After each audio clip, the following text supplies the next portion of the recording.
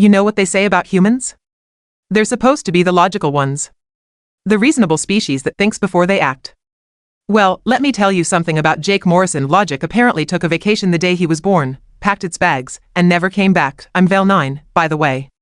Professional galactic observer, part-time cynic, and full-time witness to the most ridiculous human behavior you've ever seen. And trust me, after 3 decades of studying these bipedal disasters, I thought I'd seen everything. I was wrong. So very, very wrong. The first time I saw Jake's property on Earth's northern continent, I counted exactly 47 different alien species lounging around his backyard like it was some sort of intergalactic retirement home. 47. There was a crystalline slug the size of a small transport ship sunbathing near his vegetable garden. A pack of Andromedian wolf cats had claimed his porch swing.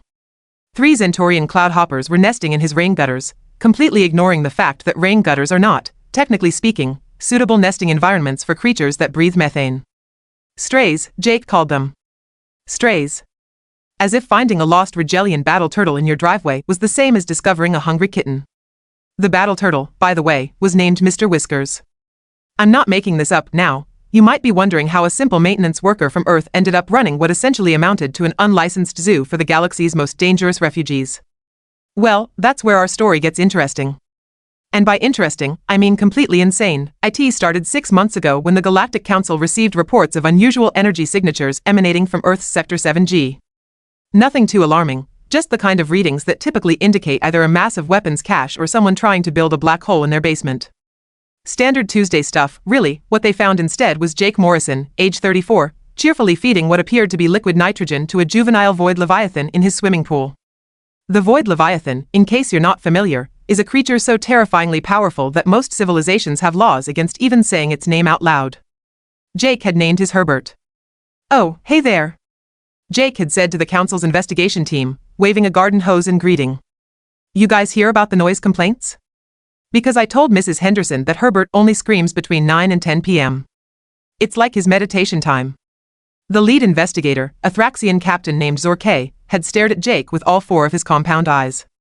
"Sir, are you aware that you're harboring a Class X extinction event in your backyard?" Jake had looked confused. "Herbert? Nah, he's just a big baby. Look." And then, because humans have absolutely no sense of self-preservation, Jake had jumped into the pool and given Herbert what he called a belly rub. The Void Leviathan had purred. Actually purred. A sound that, according to our xenobiology texts, was supposed to be impossible because Void Leviathans don't have vocal cords. They communicate through reality-warping psychic screams that can shatter planets. But there was Herbert, making happy little rumbling noises while Jake scratched behind his dimension-bending appendages, when the Galactic Council made their first mistake. Instead of evacuating the planet, they decided to study the situation. You know, for science. Because apparently, watching a human befriend creatures that could erase solar systems was considered valuable research data. Dr. Yenna Polk from the Xenological Institute was assigned to observe Jake's interactions with his strays. She was a Valdorian, which meant she had the emotional range of a particularly stoic rock and the patience of a saint. She was going to need both. Subject exhibits unprecedented levels of interspecies empathy, she noted on her first day, watching Jake hand-feed cosmic jellyfish to a group of nebula sharks. Also unprecedented levels of stupidity, but the empathy thing is quite remarkable. Jake had a routine, you see. Every morning at 6 a.m. sharp, he'd wake up, make himself coffee, and then spend the next 3 hours feeding creatures that could theoretically destroy civilizations. The plasma sprites got raw uranium for breakfast. The dimension worms preferred aged dark matter with a side of temporal paradoxes. And the shadow wolves, well, they ate actual shadows, which Jake somehow managed to harvest from his neighbor's overly dramatic garden gnome collection. "Morning, guys," Jake would chirp, completely oblivious to the fact that he was cheerfully greeting beings that most species worshipped as elder gods or feared as harbingers of apocalypse. "Who's hungry?" The response was always the same. 47 different types of alien communication, from psychic projections to gravity wave modulations, all essentially saying the same thing: food. Now. Human friend. Good. But it wasn't just the feeding routine that made Jake special. Oh no, that would be too simple. Jake Morrison had somehow developed the ability to understand every single one of his strays. Not just their basic needs, but their emotions, their fears, their little quirks and preferences. Take Bernadette, the Quantum Serpent who lived coiled around Jake's mailbox. Most people would see a 30-foot-long snake made of pure energy and run screaming. Jake saw a lonely creature who was afraid of thunderstorms and needed someone to read her bedtime stories. Yes, bedtime stories. To a Quantum Serpent. Jake's personal favorite was Goldilocks and the Three Bears, which he claimed Bernadette found philosophically stimulating. Or consider the case of the astral bats that had moved into his attic. These weren't your typical Earth bats. No, these were incorporeal beings that existed partially outside normal spacetime, feeding on the dreams of sleeping creatures. Sounds terrifying, right? Well, Jake had figured out that they were basically cosmic insomniacs with anxiety disorders. His solution? White noise machines and chamomile tea. Somehow, it worked. Dr. Poke documented everything with the dedication of someone slowly losing their grip on reality. Day 47. Subject has successfully negotiated a peace treaty between the Void Sparrows and the Time Cats. The dispute apparently centered around territory rights to the bird feeder. I don't understand how this is my life now. But the real test came when the Galactic Council received an emergency transmission from the far reaches of the Andromeda Galaxy. Something was coming. Something big, something old, and something very, very angry. The Devourer of Worlds had awakened from its 1,000-year slumber, and it was heading straight for Earth. Now, the Devourer wasn't just any cosmic entity. This thing was the reason entire civilizations had doomsday protocols. It was older than most stars, hungrier than a black hole, and had absolutely zero interest in making friends.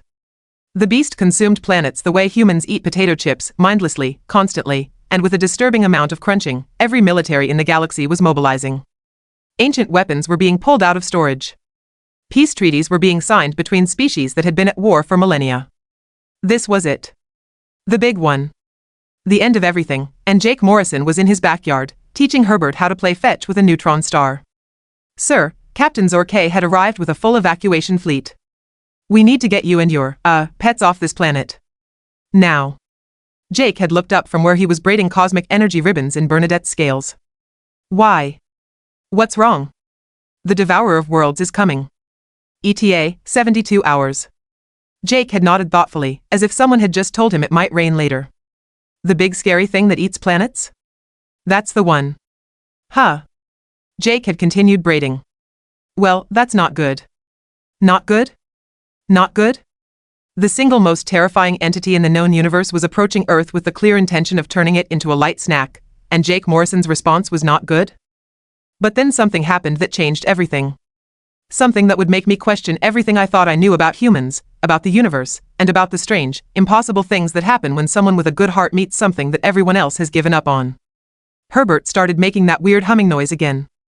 You know, the one that usually meant he was either extremely happy or about to accidentally tear a hole in the fabric of reality.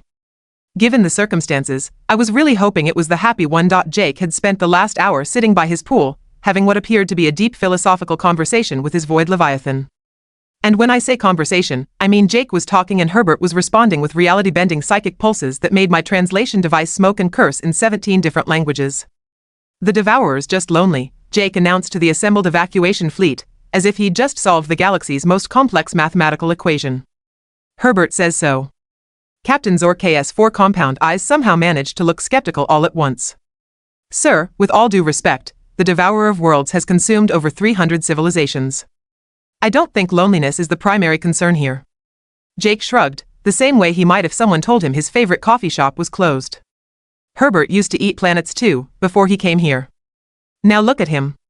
He gestured toward the pool where Herbert was doing what could generously be called synchronized swimming with the nebula sharks. Sometimes the scariest things are just scared themselves. Dr. Poke had been furiously taking notes, but now her stylus snapped in half. That's not how cosmic entities work, Jake. They don't have feelings. They don't get scared. They're forces of nature, not misunderstood puppies. Tell that to Bernadette, Jake said, pointing to where the Quantum Serpent was currently wrapped around the mailbox, somehow managing to look smug despite being made entirely of energy.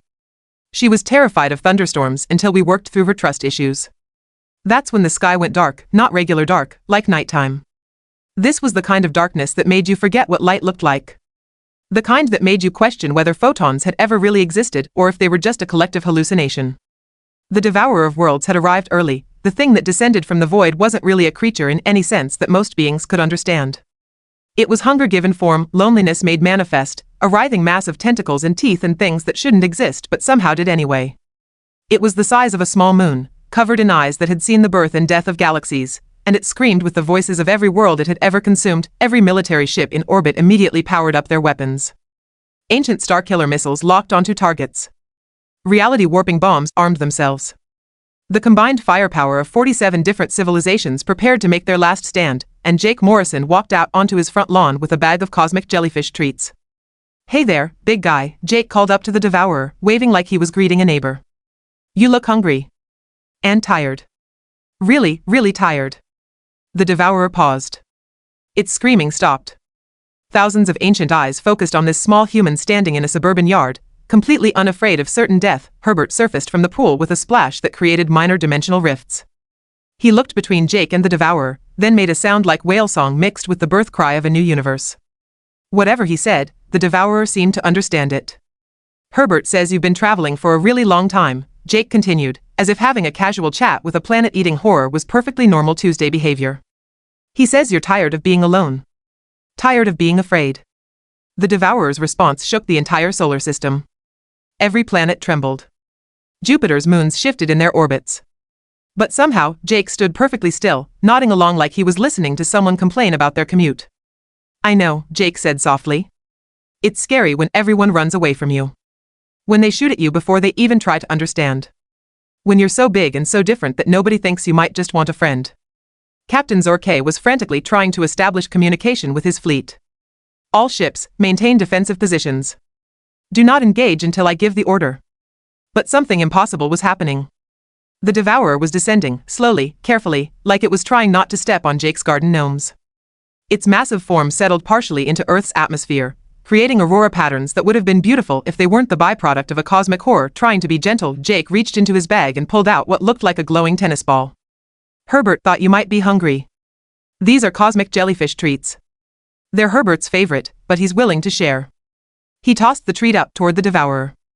A tentacle the size of a skyscraper delicately caught it, examined it with several hundred eyes, then consumed it with surprising politeness. The sound the Devourer made next was unlike anything in recorded galactic history. It wasn't a roar or a scream or a reality-bending shriek. It was a whimper. The most powerful entity in the known universe had just made the cosmic equivalent of a grateful sob.